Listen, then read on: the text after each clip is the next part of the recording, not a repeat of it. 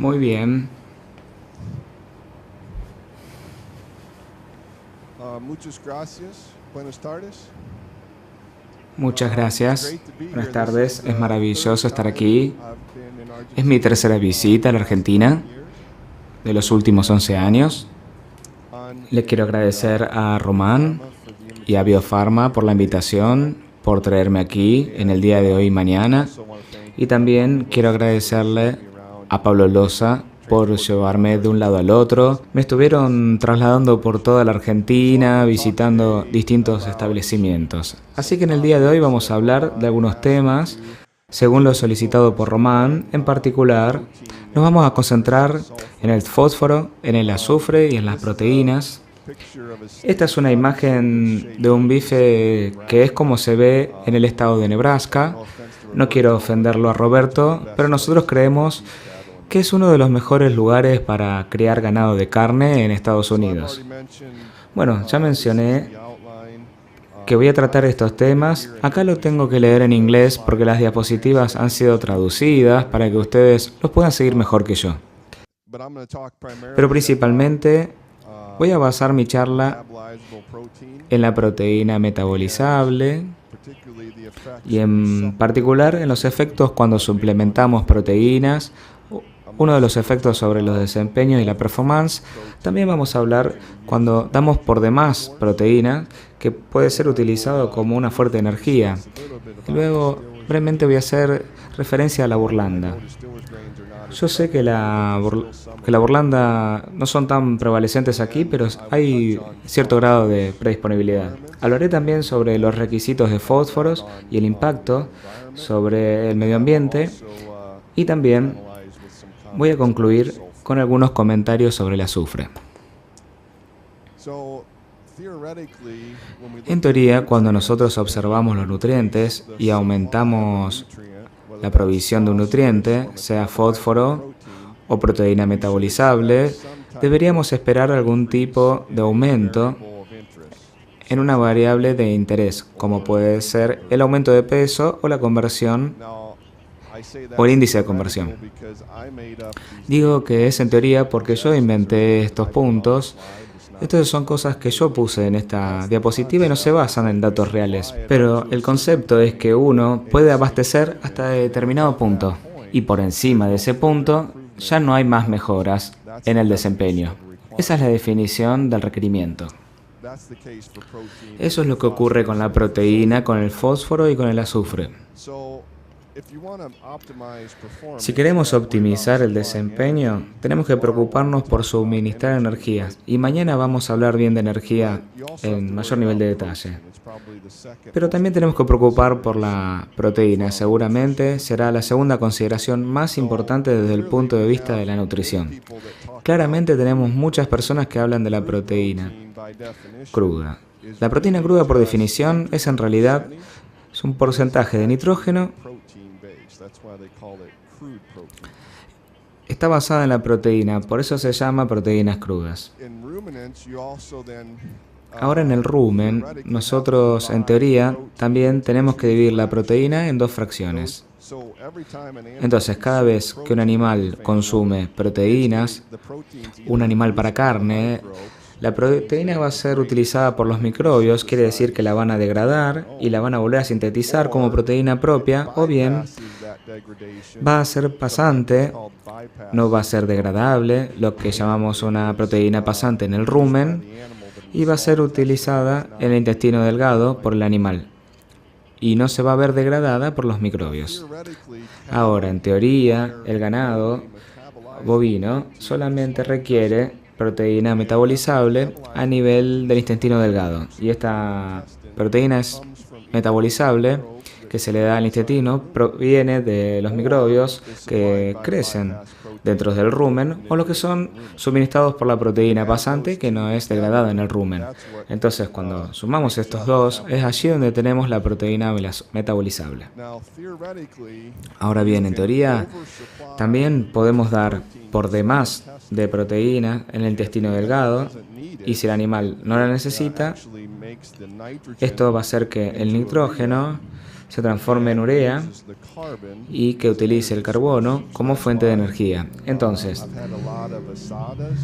ha habido muchos asados, tuve muchos asados esta semana que ha sido maravilloso, pero si yo me como un filet mignon y no como ninguna otra fuente de energía o vegetales, no me muero por la falta de energía.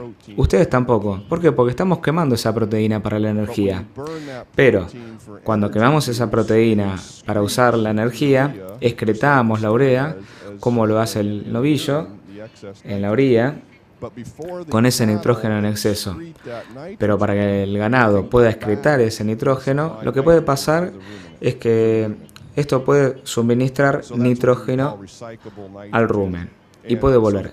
Entonces, esto es lo que llamamos nitrógeno reciclable. Entonces, está muy bien diseñado este animal para que todo el nitrógeno que necesitan, el animal o en el rumen, se pueda obtener antes de ser excretado. Entonces, en términos conceptuales, podemos sobrealimentar esta proteína pasante y también cubrir las necesidades de los microbios en el rumen. Pero normalmente eso no lo hacemos porque la proteína pasante es bastante costosa. Lo que sí se puede hacer es seguir alimentando proteína degradable y esperar un mayor suministro para el animal. Por ejemplo, la urea es el mejor ejemplo. La urea ni siquiera es una proteína, pero cuando alimentamos con urea, estamos suministrando simplemente para las necesidades, para cubrir las necesidades del microbio. Y si seguimos suministrando urea de manera excesiva, más de lo que necesitan los microbios, esto no le da más proteína al animal. Y esto simplemente atraviesa al animal y es excretado. En casos severos, incluso puede llevar una toxicidad por urea. Entonces, una vez más, hay que ser cuidadosos con esa proteína degradable en el rumen. Muy bien. En concepto, esto es lo mismo que acabo de escribirles gráficamente. Cuando alimentamos al ganado nos preocupa más que nada que se pueda sintetizar la proteína con los microbios. Entonces tenemos proteína degradable que básicamente cubre los requerimientos de los microbios, entonces hay que alimentar los microbios como si fueran animales y requieren proteína y energía igual que un novillo. Tenemos la proteína pasante o la proteína no degradable en el rumen que pasa por este sistema ruminal y cuando llega al intestino tenemos estos dos provisiones. En lo que se conjuga en la proteína metabolizable. La proteína metabolizable es digerida y una vez que es absorbida, es convertida en proteína. La proteína que necesita el animal. Nosotros en Estados Unidos la llamamos proteína neta. Es lo que le da la proteína a los tejidos. Es lo que necesitan los animales para los tejidos. Ahora bien, tengo muchísimas más diapositivas que describen todos los pormenores, pero Román y Pablo me dijeron que no les iba a importar que la mostraran, así que la saqué. Ahora, el tema acá es que nosotros podemos hacer todo esto para muchos tipos distintos de ganados, en teoría, para darle la cantidad necesaria de proteína, pero los modelos que nosotros tenemos, y esta es una cita de George Box, todos los modelos son incorrectos, aunque algunos siguen siendo útiles. Entonces, lo que tratamos de decir es que tenemos programas de computación que pueden darnos predicciones, pero no son perfectas. Y está bien, porque son útiles, nos ayudan y tratamos de mejorar esos modelos. El motivo por el que incorporé esta diapositiva, y quiero comentarla, es que hay distintas fuentes de proteínas disponibles en distintas partes del mundo. La fuente más grande de proteína que usamos en Estados Unidos hoy, por supuesto, es la burlanda, pero tal vez esto no sea así donde ustedes están y no sea disponible. Todas las proteínas por lo menos tienen algún componente pasante. Aquellas que tienen un componente pasante pueden utilizarse para cubrir el requerimiento de proteína metabolizable. Y en este gráfico se describe eso precisamente. Aquí tenemos la técnica de la relación de la pendiente, que es lo que se va a utilizar para el ganado porcino, para el ganado bovino. Y aquí demuestra cuál beneficiente la harina de soja es en relación con la harina de piúmala feather meal plus lysine and a soy pass protein with blood meal as well. The point is that different proteins depende can get you the de maximum qué gain, proteína se puede llevar a un aumento máximo. there, Cuanto the más better rápido protein lleguemos is al from the fin, body. mejor será la proteína desde la perspectiva de la no But you degradación de can la still get proteína. maximum gain La with a proteína protein pasante, that's pero tenemos el biodegradable, máximo like soybean componente meal, con la which proteína has even more degradable of como it. la And so harina de soja. my point Solamente hay que with alimentar con questions unas the other day, propiedades. can we A just lo que give voy them es a que los feed otros of días con unas soybeans preguntas whole me or decían, something? ¿podemos darle Yes, you simplemente can give the soja metabolizable protein entero? you need, Sí, but you podemos can darle, supply degradable pero protein, but you gotta feed them more no hay que darles soybean en than you would, for exceso example, de esa distillers would, proteína or degradable y, bypass protein. y But tenemos what's que acceder a un listed is the porcentaje percent de URT, expressed proteínas as no a degradables, percent of en el the rumen. protein in those feeds. So for example, Y solo que this tenga is the proteínas dairy necesariamente. RNC uses Aquí for tenemos the lo que RNC usan en proportion of NRC feed, so as a para percentage la of crude proporción protein. de la This proteína is no what degradable we've measured at the para University of un Nebraska. porcentaje de la proteína And in chila. some Y esto es una cases, they medida que agree, se and in hizo en la other cases, they Universidad de don't. Nebraska. En algunos casos están de But acuerdo y en besides just otros no lo knowing están. that if I feed Pero a además de kilogram of saber protein, si how much todo of it elemento bypasses que the contenga rumen and how much proteína, is used cuánto in de the esto rumen, pasa we por el also rumen know y cuánto now quedan that degradados all en of el that rumen, protein that también sabemos bypasses the que toda esa the rumen proteína is que es not all pasante para el digestible. rumen And no so, es again, the digestible. dairy and okay, a little bit more on Muy protein. bien, un This is a poquito más graph looking con la at how proteína. body weight of Esto the es un cattle gráfico que demuestra cómo el peso influences the corporal del ganado requirements influye en los for requerimientos para la proteína total metabolizable metabolizable total protein in grams per day. en gramos por día. Rumen degradable protein La in proteína grams per day. degradable en el rumen And también therefore, expresado en gramos the por amount of día, con un bypass grado de protein, proteínas or pasante, RDP or UIP, con un grado de proteínas as is pasante o de depicted. roteo o IP Now, como you've got to lo llamamos notice aquí. that based on what I've seen Ustedes se darán here, cuenta in the US, que we would según oftentimes start them at teníamos 300 to escrito, 350 kilos and finish them empezamos at a empezar por 300, 350 kilos y la terminamos en 500, 550 kilos So my point is, al mes. Ese no es el sistema tradicional. Entonces a lo que apuntamos es que esto tiene que ser evaluado para su situación aquí. En cuanto más liviano es ese ganado, la proteína metabolizable permanece relativamente constante, pero no está modelado en proporción que tiene que venir de la proteína pasante, es mayor que la proporción que viene de la proteína degradable. Entonces aquí está la clave. Para estos animales en crecimientos que quieran alimentar, creo que los requerimientos de proteína pasante son evaluados en relación con el tipo de ganado que nosotros alimentamos. Con respecto a cuánta proteína degradable se necesita, la mejor manera de pensar es básicamente de ver cuántas maneras se puede realizar en la determinación. Acá tenemos maíz encorrolado en rojo y este es un maíz húmedo en azul.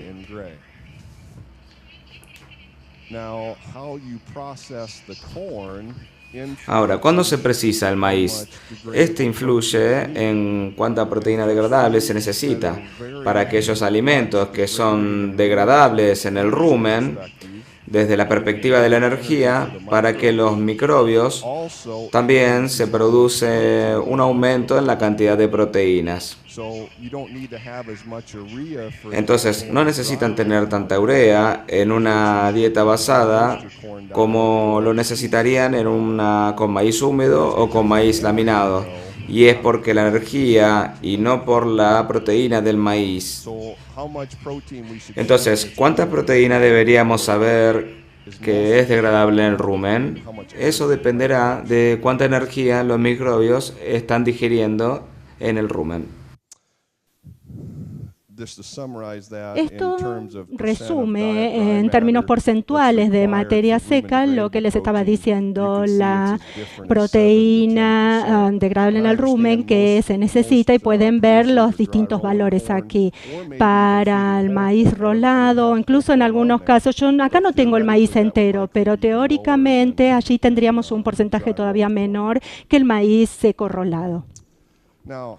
Ahora bien, yo aquí armé un gráfico, antes les conté que lo había inventado y les dije que así funcionaban estos requerimientos. Creo que esto es válido, excepto cuando se da por un exceso de proteína pasante. Recuerden que yo les dije que si tienen para comer carne y no tienen almidón, ni vegetales, ni ninguna otra fuente de energía, van a cargar esa proteína, a quemar esa proteína para tener energía. Lo mismo hace el ganado. Lo que hemos aprendido es que cuando sobrealimentamos con burlanda, por ejemplo, que tiene un alto nivel de proteína pasante, ese exceso de proteína que pasa sin degradarse por el rumen se quema para obtener energía, y es un uso muy eficiente de la energía. En realidad es mejor que alimentar con maíz. Entonces creo que esta línea, cuando hablamos de proteína pasante, no aumenta y después se nivela, sino que aumenta y continúa subiendo desde el punto de vista del desempeño, justamente porque se quema como fuente de energía. Esto nunca ha sido evaluado en la historia porque las proteínas pasantes siempre han sido muy costosas. La excepción a eso, por lo menos en Estados Unidos, son la burlanda, o es la burlanda, que en Estados Unidos es económica.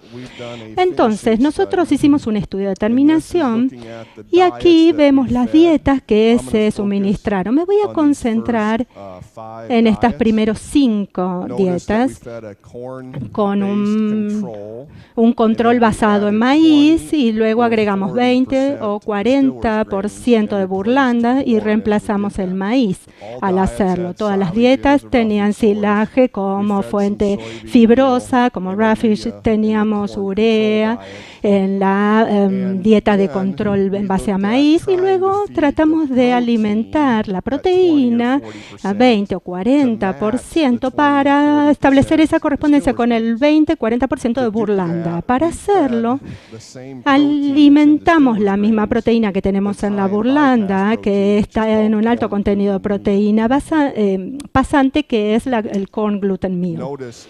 Ustedes verán que en esencia estamos tratando de darles la proteína de la burlanda y darles solamente el componente de proteína, justamente lo que necesitan, para ver cuál sería el efecto que esto tendría sobre el aumento y la conversión, el índice de conversión del alimento. Entonces aquí podemos ver que este es el aumento en el consumo y la eficiencia de conversión, el índice de conversión para esas dietas que yo acabo de mostrarles. Y aquí ustedes verán también el peso corporal final y también el porcentaje del peso calculado a partir de la carcasa, las características de la carcasa. Pero para mí estos son los datos más importantes, los que tenemos aquí. Cuando alimentamos con burlanda, como vimos en unos 40 estudios en la Universidad de Nebraska, mejoramos drásticamente la eficiencia de conversión del ganado. Por eso tenemos esos buenos resultados en Nebraska, en Estados Unidos. Pero cuando observamos solamente la fracción de proteína que suministramos, nos damos cuenta que también mejoramos las conversiones en contraposición con cuando solamente damos maíz, pero no tanto como lo hacemos cuando alimentamos con burlanda. Entonces, sobrealimentar con proteína es bueno, pero no nos está dando el mismo desempeño que con la burlanda. Entonces hay otras cosas, además de la burlanda, que nos dan buenos resultados, pero la proteína representa un componente muy importante en ese sentido. Para seguir ilustrando esto es en el periodo de crecimiento del ganado y todas las dietas. Fíjense que tiene un 50% de heno, en este caso es heno de gramínea, y luego podemos ver la alimentación de 40% de maíz con proteína pasante y algo de urea, 40% de burlanda con la proteína pasante y el suplemento. Entonces Entonces, fíjense que en todas las dietas tenemos proteína pasante. Entonces, toda respuesta o cambio en el desempeño no tiene que ver con alimentar más proteína, que es el error que cometen muchas personas. Luego ponemos la proteína que surge de la burlanda. Fíjense que una vez más usamos con gluten meal. Tratamos de aislar el efecto de la fibra o de la fibra más los solubles, que son los líquidos. Y aquí tenemos la clave. Si nosotros alimentamos y reemplazamos el maíz con burlanda, tenemos una mejor conversión y burlanda tiene 118% el valor del maíz. Esto es lo que nos indica este último renglón aquí. Si damos con gluten meal o solamente el factor de proteína, tenemos todavía un desempeño mejor que con solamente dar maíz. Entonces, si tenemos proteína pasante que no es necesaria, tenemos muy buenos resultados con el corn gluten meal en este tipo de ganado. Roberto tenía una imagen similar a esta, ¿no? La cosecha del residuo y el uso del residuo para nosotros tiene un papel muy importante en Estados Unidos. Utilizamos tanto grano y tenemos tanto residuo que queremos encontrar maneras de eliminar parte de ese residuo. Y obviamente queremos mantener la salud del suelo. Los expertos, los cefólogos expertos en el suelo creen que podemos retirar la cantidad necesaria de residuo, incluso mantener o incluso mejorar la salud del suelo. Entonces tenemos distintas opciones aquí. Obviamente acá vamos a recolectar las cascarillas, que es lo que está fuera del marlo del maíz, y vamos a sacar el maíz directamente del marlo directamente de las cosechadoras. Y a veces cortamos los surcos y allí sacamos toda la cascarilla y simplemente dejamos este surco que está aquí en esta parte de la cosechadora.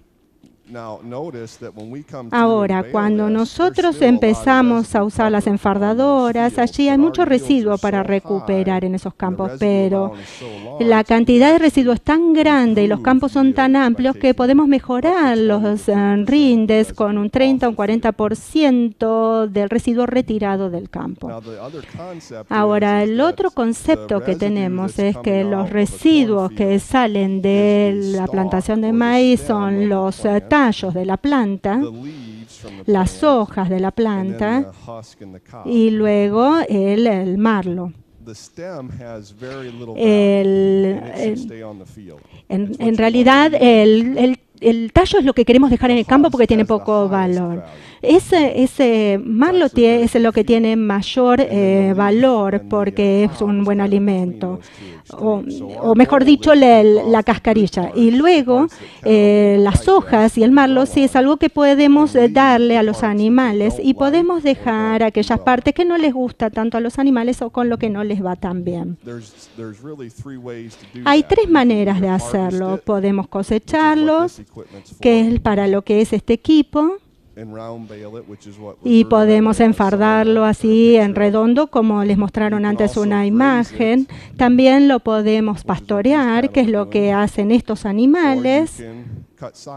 O también podemos cortarlo como ensilaje. Allí no estamos dejando mucho residuo y tenemos que poner algún tipo de cobertura o algún otro tipo de forma de manejar la salud del suelo.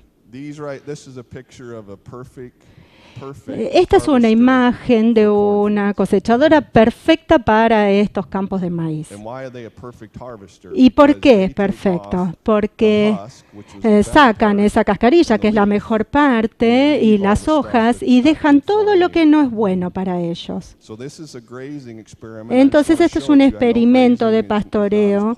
Yo sé que el pastoreo no es, desde el punto de vista del residuo, no es tan popular aquí, pero aquí tenemos, ustedes pueden ver que tienen como unas llaves estos animales, y eso es porque se los ha suplementado todos los días y se los lleva allí de manera individual, y estas llaves solamente abren una puerta. Entonces nosotros hablamos de este sistema de puerta y llave. Entonces cuando se suplementa a los animales de distintas maneras con pastoreo de residuos, hacemos una suplementación individual allí. Entonces tenemos distintos tratamientos en este ganado. Tenemos un grupo que no suplementamos, que ya lo van a ver, no fue una medida muy inteligente. Teníamos un grupo donde dijimos, bueno, el maíz es económico y nos han dicho que no es demasiado costoso tampoco en Argentina, entonces tal vez puedan suplementar con grano de maíz. Luego le damos el grano de maíz más urea para ver si mejoraría allí la proteína cruda. Luego suplementamos con burlanda o con un alto nivel de proteína pasante. Y el motivo por el que lo hicimos fue porque los productores nos dijeron, si es barato el grano, no les podemos dar grano en lugar de comprar la burlanda y la proteína pasante. Ahora fíjense que tengo esta diapositiva simplemente para mostrarles cuáles son los tratamientos y también para mostrarles cuánta suplementación damos. Y acá tenemos los montos en kilos y esto llama la atención porque no todos tienen el mismo nivel de energía de TDM. Entonces, en el último de las burlandas y también hicimos maíz porque queríamos dar la misma cantidad de nutrientes de TDM en todos estos casos. Este es un diagrama donde tenemos 3 ensayos. Aquí hemos suplementado burlanda con distinto porcentaje del peso corporal de esos terneros en crecimiento que recibieron 0,3 hasta un 1% de su peso corporal de suplementación en forma diaria. Y en esos 3 ensayos, estos puntos azules son el promedio de cuál fue la respuesta en términos de aumento cuando les suministramos burlanda. El rojo muestra un experimento, cómo le fue al ganado en ese experimento que les mencioné antes. Aquí el ganado que le dábamos suplementación en el último ensayo aumentó exactamente lo mismo que tenía que aumentar en relación con la respuesta ante la burlanda. Acá tenemos peso corporal inicial y final de ese ganado, el aumento y luego los balances de proteínas. Y también quiero concentrarme en este aumento aquí. Fíjense que si tienen terneros en crecimiento que están pastoreando el residuo de maíz sin ninguna suplementación proteica o energía, no les va bien. Eso no es una medida inteligente. Si suplementan solamente grano de maíz, tiene 0,14 kilos de aumento, se puede suplementar con urea, pero no es lo mismo que lo que vemos con burlanda y con la proteína pasante. Entonces, la respuesta a la pregunta que tienen los productores es, no le podemos dar maíz económico si están pastoreando el residuo, sino que necesitan esa proteína pasante más que nada en esa situación. ¿Y qué pasa con las dietas de ensilaje? Vamos a hablar más de ensilaje mañana, si ustedes vuelven a escucharme. Esto es todo para dietas de ensilaje y aquí alimentamos con distintas cantidades crecientes de la proteína pasante. Y lo que vimos fue que mejoró la eficiencia de conversión hasta un 10% y los aumentos también mejoraron hasta 5% y siguieron aumentando hasta llegar a 10%. Acá es donde podemos empezar a meternos en problemas. Si observamos las cosas desde el punto de vista estadístico, estadísticamente hablando, estos datos sugieren que hay una respuesta lineal al agregar la proteína no degradable en rumen. Por eso tenemos una línea recta dibujada, que es el promedio de todos esos puntos. Pero si lo vemos y nos olvidamos de las estadísticas, algo que no les importa de todos modos, pero que tal tal vez deberíamos prestar atención, podemos ver que aumenta y luego parece como que se va nivelando, ¿no? Y se ve de la misma manera con esa conversión del alimento y luego se nivela al 5%. Lo repetimos este año para asegurarnos de que no haya una respuesta lineal hasta llegar al 10%, porque queremos averiguar cuál es la cantidad mínima de proteína pasante que necesitamos tener en una dieta basada en el silaje de maíz. Entonces, creo que queda claro que las dietas basadas en forraje para el ganado requieren la proteína pasante.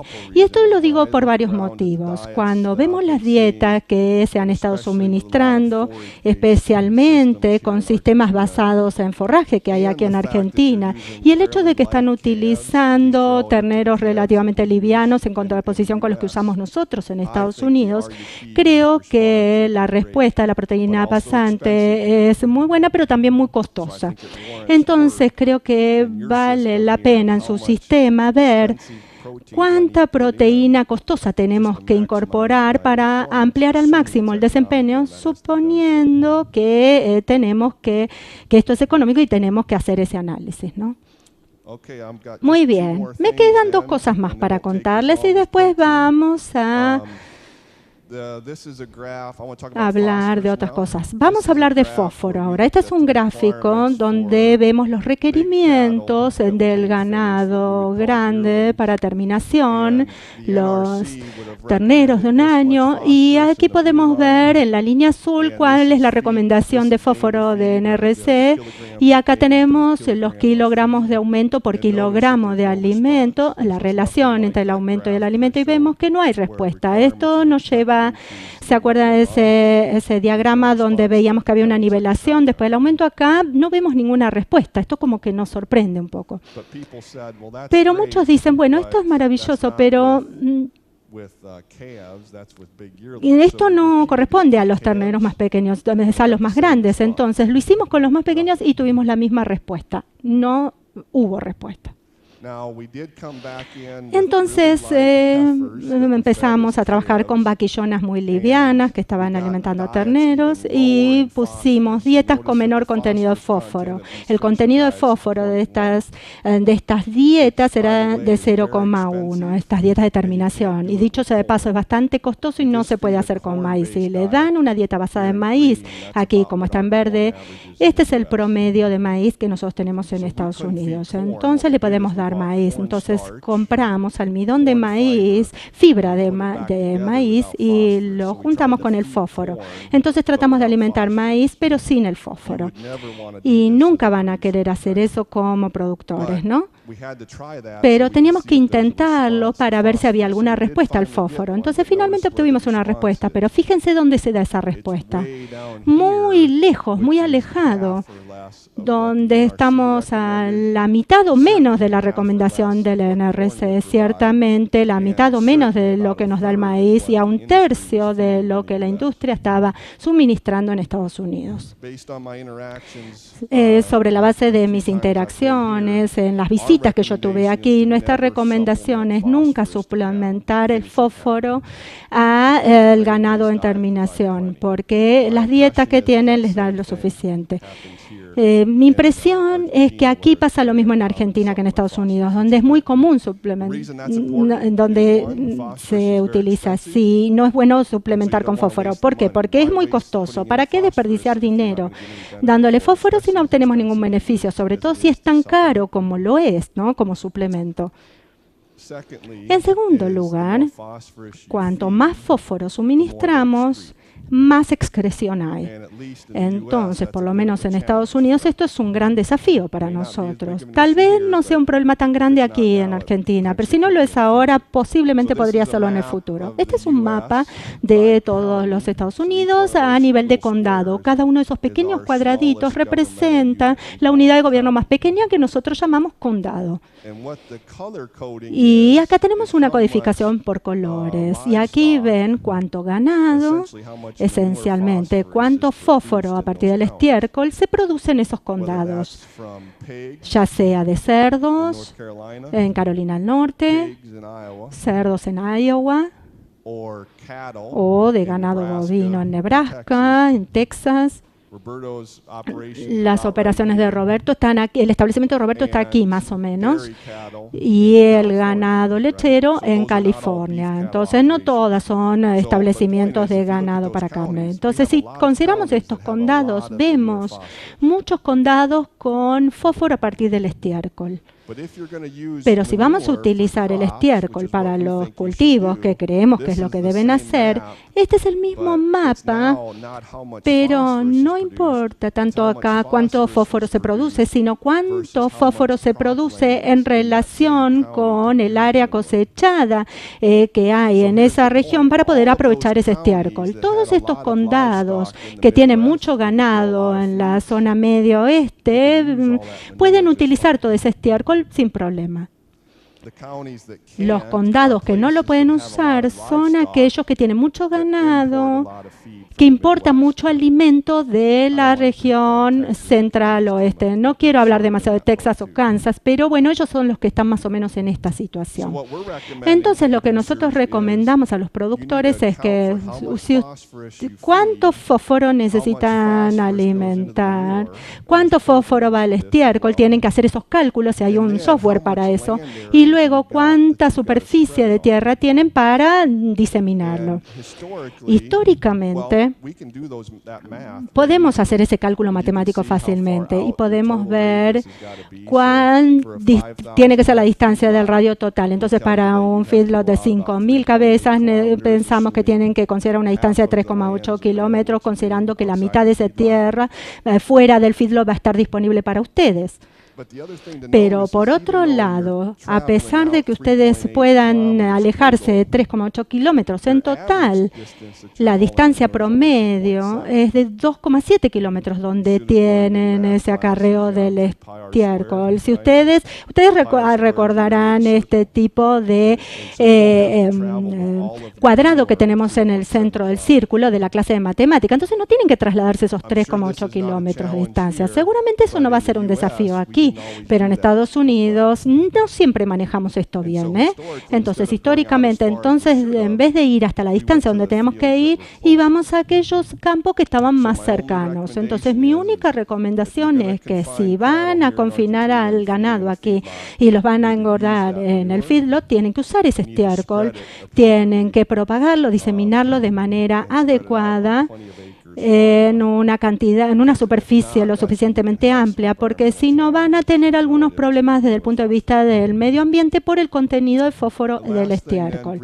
Por último, brevemente quiero hacer referencia al azufre. Creo que es importante si van a dar alimentos con alto contenido de azufre o también agua con alto contenido de azufre. Este es un ejemplo de un trabajo de John Sottori, quien es un estudiante brasileño que hizo su doctorado en Nebraska, donde analizó alimentar con 0, 20, 30 o 40% de burlanda en la dieta, pero la burlanda tenía bajo contenido de azufre o alto contenido de azufre. Y era seca o húmeda, pero en Nebraska más que nada damos húmeda, así que me voy a concentrar más en la burlanda húmeda. Cuando se alimenta con burlanda húmeda, sobre todo con alto contenido de azufre, el consumo se reduce en contraposición con la burlanda de bajo contenido de azufre. La primera respuesta para las dietas de alto contenido de azufre es que las vacas comen menos. Entonces, comen menos, entonces pueden controlar el azufre si ven que comen menos. Ese alto contenido de azufre también reduce el aumento de peso porque están comiendo menos y a su vez no tiene un impacto sobre la conversión. Entonces aquí tenemos una mejor conversión por esta burlanda húmeda de alto y bajo contenido de azufre. Y en esta burlanda, fíjense que tanto con alto como bajo contenido de azufre tenemos el mismo nivel. Estas dos líneas que están aquí corresponden a burlanda seca. Entonces nosotros damos mucha burlanda húmeda más que seca porque nosotros nosotros estamos más cerca de las plantas y les da una mejor fuente al ganado, estas de burlanda húmeda. Ahora entendemos mucho mejor el perfil del azufre de lo que lo entendíamos antes, pero hay que observar cuánto estamos suministrando. Creo que los manuales se equivocan porque dicen que tiene que dar 0,3 a 0,4% de azufre. ¿Por qué se equivocan los manuales? Porque eso se basa en cuánto sulfato o azufre mineral pueden alimentar, pero no todo el azufre es igual. El azufre es como la proteína. Alguna parte del azufre se usa en el rumen y genera problemas, otro pasa de largo en el rumen si se basa en aminoácidos. Entonces, si están utilizando burlanda, pueden suministrar una cantidad de azufre significativamente mayor que el agua con alto contenido de azufre. Sí. Con seguridad tienen que saber cuánto azufre tiene el alimento, sobre todo si tienen alto contenido de azufre en el agua. Pero lo que es más importante, si no están midiendo el azufre en el agua, tienen que empezar a hacerlo porque tal vez allí es desde donde tenemos un riesgo importante. Hay un trabajo excelente de Nebraska sobre la idea de que si se da mucho forraje, el azufre es menos problemático que si no se les da ese forraje. He cubierto, espero, lo que Román y todo el equipo quería con respecto a hablar de los nutrientes, por lo tanto, por lo menos concentrándonos en fósforo, azufre y proteína. Mañana vamos a tener una charla un poco más general relativa a la industria de Estados Unidos. Vamos a hablar más desde el punto de vista de la energía, pero con gusto voy a responder alguna pregunta si la hay. Román dice que sí. Por favor, con micrófono, en inglés o en español, pero con micrófono. Si necesitan más información, nuestro trabajo está disponible a nivel público, así que pueden ingresar a este sitio web para obtener la información que requieran. Una pregunta para Gainan. Una de las cosas que ayer estuvimos en un campo preguntando fue, él sabe que uno de los problemas nuestros es salir de un ternero de 180 kilos, ¿cómo hacemos para poder llegar en baja ganancia en una recría a terminar un animal de 400, 420 kilos? Una de las propuestas que él hizo era pastorear los rastrojos o sacarle parte de lo que es la panoja y lo que es las hojas a los rastrojos.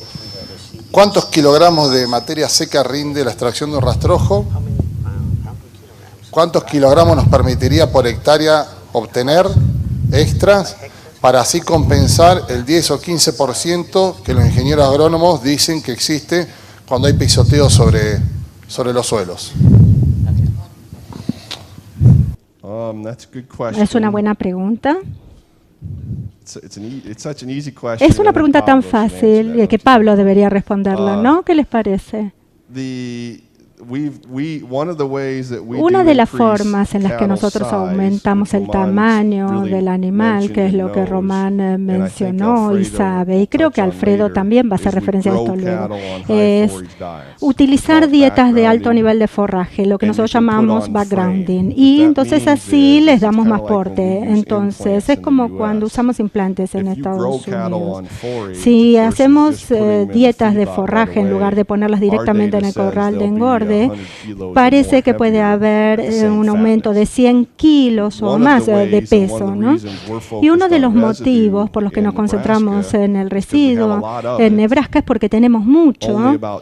Solamente el 20% está siendo utilizado actualmente, en realidad menos de eso. Y nosotros pensamos que queremos dejar esa cascarilla y esas hojas en el animal y no en el campo. Si las dejamos en el campo, se transforman en óxido de carbono y no aportan mucho a la materia orgánica del suelo. En cambio, las mazorcas y los tallos sí lo hacen. Entonces, cuánta hoja y cuánta cascarilla se produce lo medimos. Y cuando digo que lo medimos, significa que los alumnos de la universidad han recolectado todos estos distintos fragmentos y han sumado cuánto se produce por unidad de terreno. Y lo que han encontrado estos alumnos es que el 6% de ese residuo corresponde a cascarilla y un 24% a hojas. Entonces, si podemos sacar las cascarillas, podemos tener 200 kilos de aumento de peso de carne por hectárea. Si podemos extraer las hojas y las cascarillas, lo podemos duplicar o incluso triplicar ese número. Así que estamos muy interesados en ver cuánto más crecimiento podemos tener por unidad de terreno, sobre todo considerando el costo unitario del terreno en Estados Unidos. ¿Le respondo a la pregunta, Román? Sí, más tarde. Sí, la relación de precios que hay entre el maíz y la burlanda en Estados Unidos. ¿Cuánto vale el maíz? ¿Cuánto vale la burlanda? Tengo una diapositiva, creo que en el día de mañana se las voy a presentar, pero es una buena pregunta. Históricamente, lo que les voy a mostrar mañana es que vimos un aumento muy grande en el crecimiento de burlanda en los años 2000 en Estados Unidos. Y en los últimos 6 a 8 años el precio fue del 80% el precio del maíz. Y eso es en base seca, ¿no? Entonces, para esos años donde tenemos el 80% del precio del maíz, creemos que tiene el valor de 120, entonces sería un poco inteligente no darle tanto como sea posible, ¿no? De burlanda. Ese precio ha aumentado en épocas más recientes en relación con el precio del maíz, entonces hoy está en 95 a 100% en Nebraska en relación con el valor del maíz. Estará 110 o 120 el precio del maíz en otras partes de Estados Unidos donde no tienen allí producción de burlanda seca. Entonces en Texas o en California será 110 o 120% el precio del maíz. Entonces acá está el dilema. Cuanto más costoso se vuelve, menos se suministra y se termina utilizando como una fuente de proteína nada más. En Nebraska, como es menos costoso, se da tanto como se puede como alimento, un 40% de la dieta, y se utiliza como proteína, pero lo que es más importante, se utiliza como fuente energética. El precio de la burlanda seca también ha sido inflado en los últimos tiempos por el uso en aves y en porcinos y una gran cantidad que se va a China. Exportamos unos 10 millones de toneladas métricas y producimos unas 45. Entonces esto les da una idea de cuánto es la exportación en relación con la producción, y la mitad de lo que exportamos se dirige a China. Creo que eso va a cambiar porque el dólar es muy fuerte, entonces es mejor para mí viajar acá que para ustedes viajar a Estados Unidos, ¿no? Pero ese dólar tan fuerte en realidad va a poner un desafío para nuestras exportaciones. Es bueno si uno está comprando burlanda, es malo si uno está tratando de exportarlo en carne, ¿no? Buenas tardes. Si bien, con respecto al uso de la burlanda húmeda, si bien acá en Argentina los porcentajes de azufre en la burlanda son similares a los de Estados Unidos, detectamos otros problemas. El 90-95% de la burlanda que se produce en Argentina no es desgrasada, por lo tanto vemos que los porcentajes de grasa en la misma son elevados y nos ponen un límite en la utilización. ¿Cuál sería el porcentaje de grasas totales que usted nos recomendaría para la utilización de dietas de engorde de hacienda Angus? El contenido graso de la burlanda, en teoría, debería ser el 12% de grasa si no están sacando el aceite. En Estados Unidos, un 75% de nuestras plantas están retirando una porción del aceite para pasar del 12% hasta un 8% aproximadamente. Y hemos estudiado eso para la terminación de ganado y también para el ganado en crecimiento, el impacto de retirar 12% y bajarlo a 8%. Distintos nutricionistas le darían distintas respuestas. Y es una pregunta complicada y hay un motivo por el cual es complicada. En las dietas de corrales de engordo, No me preocupa tanto llegar a una grasa dietaria total de 7,5 o 8%. Sí, la fuente de esa grasa es la burlanda. Y el motivo es que en las dietas ricas en granos, esta grasa no es negativa como sí lo es en los de alto contenido de forraje sobre la digestión. Y el segundo motivo es que es burlanda, como les dije.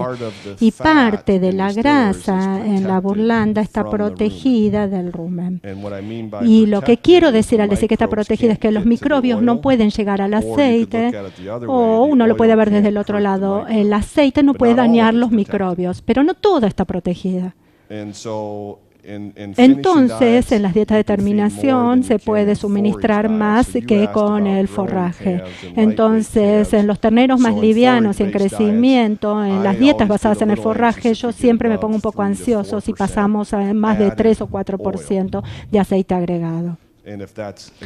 Y suponiendo que está disponible, ¿no? Yo creo que pueden subir un poquito más con la burlanda porque parte de esa grasa está protegida.